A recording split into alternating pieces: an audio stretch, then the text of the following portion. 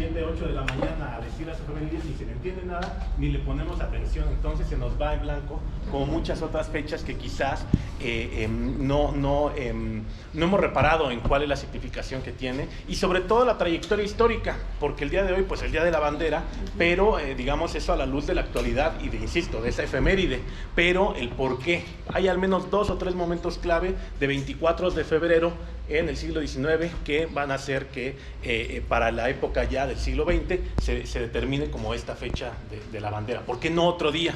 ¿Por qué definitivamente no elegir un día relacionado, por ejemplo, con la Revolución Mexicana, sino algo con la consumación de la independencia? Ya iremos platicando.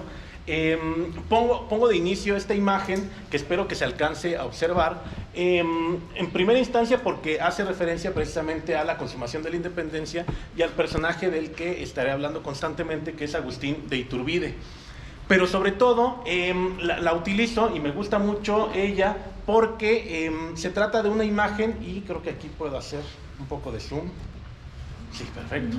Que es, si la pueden observar, claramente moderna, no es de época, no se parece en nada a las del siglo XIX, ni mucho menos del XX, o a la inversa, no del XX, ni mucho menos del XIX. Es muy modernista, es ya del siglo XXI. Pero sobre todo, y si se fijan, hay algunos detalles de este lado. Miren qué bueno que me queda la sombra. De este lado, si lo observan con detenimiento, pareciera ser que es el Museo Regional Michoacán. Es decir, que no es una entrada a la Ciudad de México, sino una entrada a Valladolid. De lo que por otro lado no hay una representación. Es decir, hay al menos 3 cuadros de época, de 1821, 22, 23, sobre la entrada de Iturbide a la Ciudad de México, pero ninguna a Valladolid. Entonces parece ser que esta, quizás por casualidad, a alguien, o quizás no, a alguien se le ocurrió hacer la representación de la entrada de Iturbide en 1821, el 22 de mayo de 1821, aquí a la ciudad de Valladolid. Entonces, constantemente me referiré a Valladolid más que a Morelia, porque evidentemente en 1821 se llamaba Valladolid, ¿sí? Todavía no existía Morelia como tal, o todavía no se le nombraba de esa forma. Entonces, digamos que ese es el primer punto, ¿no? El observar que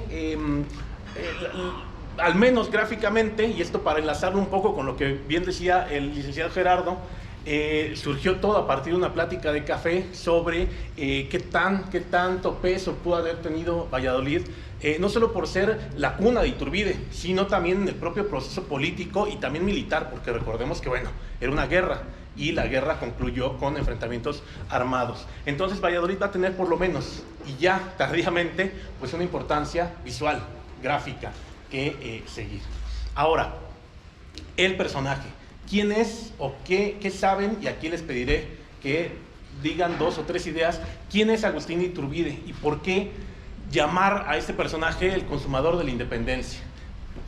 2 acotaciones que ahorita más adelante explicaré. Una, ha sido muy fácil o muy cómodo llamar a Iturbide consumador, igual que a Vicente Guerrero. Pero el libertador es otro, es Hidalgo. A diferencia de Sudamérica y de prácticamente todos los reinos que se independizaron, Italia, los reinos, bueno, en algunos casos africanos, los latinoamericanos, que su libertador fue el que firmó el acta de independencia en el último momento ya del proceso. Acá tenemos a un libertador que inició, que murió muy rápidamente, que claro, y como dijo un historiador de mucha importancia, prácticamente el primer historiador en México, que se llamaba Edmundo Gorman, hirió de muerte al virreinato, pero que no concluyó el proceso. Es decir, el que acabó terminando con todo fue este personaje, que además de todo, y para aumentar la contradicción, era realista, que se opuso inicialmente a la independencia. Veremos ahorita el porqué. Entonces, ¿quién es este personaje? ¿Por qué consumador? ¿Y a qué les suena consumación? ¿Por qué pensar en la consumación de la independencia y en Agustín Iturbide solamente en este momento, quizás a veces omitiendo todo lo demás? Porque, y ahora sí para darle la voz a ustedes, porque Iturbide es el otro hijo de Valladolid, entre tantos más, pero por supuesto que Morelos lo tenemos muy presente, y más a ustedes. Yo tengo que confesar y decir de inicio, yo no soy moreliano, yo soy de la Ciudad de México, pero he trabajado este periodo y aparte de todo, pues me vine acá a trabajar al personaje para más o menos empaparme de su ambiente, ¿no? Y de los archivos, por supuesto. Pero ustedes seguramente tienen pues en las venas a Morelos. El 30, a mí me sorprendió, yo llegué un 27 de septiembre y a los 3 días había desfile, ¿no? Entonces, digo, y en media pandemia, lo cual fue todavía más raro. Pero, ¿cómo es que Morelos ha anulado prácticamente al resto de los personajes, siendo que había muchísimos otros? Quizás menos polémicos que Iturbide, pero a final de cuentas, digamos que arrasó por completo con todos ellos, ¿no? Ahora sí, ¿quién es Iturbide? ¿Qué recuerdan o a qué les suena el nombre de Iturbide? Cualquier cosa que... Sobre todo para saber... Agustín Iturbide y Aramburu. Agustín Iturbide y Aramburu, exactamente, ese es el segundo apellido de Iturbide. Era de las familias ricas, de aquí, allá atrás, ¿alguien quería comentar? Bueno, fue un realista, militar, ¿sí? Español, bueno, del ejército español. Nace en la ciudad de Valladolid, se casa con una familia poderosa aquí de la ciudad. Y bueno, participa o se le conoce como el consumador porque es quien entra a la Ciudad de México como José Guerrero en el ejército trigarante en 1821, plan de Iguala, es decir, históricamente es un personaje interesante por la historia o por lo que aporta, pero la figura de Iturbide es al final del día uno de estos villanos de la historia por terminar convirtiéndose en el primer emperador de México en un proceso, digamos, turbio, donde el país no sabe hacia dónde quiere dirigirse. Yo no sé si es la figura de Hidalgo la que lo convierte en el emperador o la gente que lo rodea quien lo encumbra a él como la figura del emperador. Bueno, se convierte en la figura antagonista de la historia, personaje olvidado, bueno, maltratado para aquellos que a lo mejor entienden un poco más del tema. No, yo creo que sobre todo lo importante es aquí que los elementos que da son hechos. La mayoría de las veces, y sobre todo en procesos tan complejos como este, que es a final de cuentas el florecimiento de la nación mexicana, ha cambiado en 200 años. Hemos cambiado y no somos los mismos de estos. Pero a final de cuentas es el mismo Estado el que se formó y la misma nación.